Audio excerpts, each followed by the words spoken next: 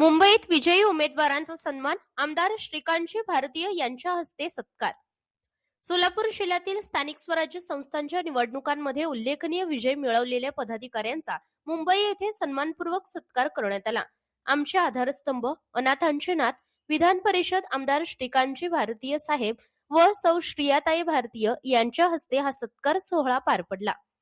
कुरुल जिल्हा परिषद गटामधून विजयी झालेले श्री सचिन जाधव तसेच कामती पंचायत समिती गणामधून निवडून आलेले अंकुश अवतडे यांचं मुंबई येथील निवासस्थानी शाल, श्रीफळ व पुष्पगुच्छ देऊन गौरव करण्यात आला आहे.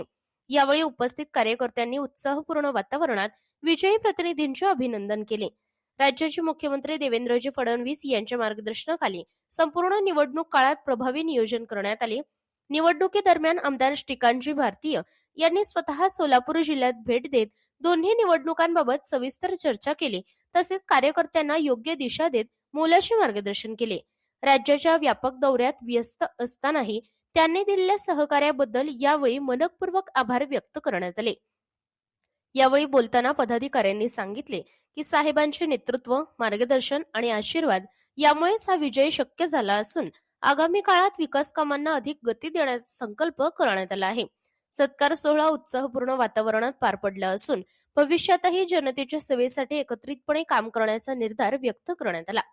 प्रतिनिधी सूरज पारवे, प्रेस मीडिया न्यूज, मुंबई.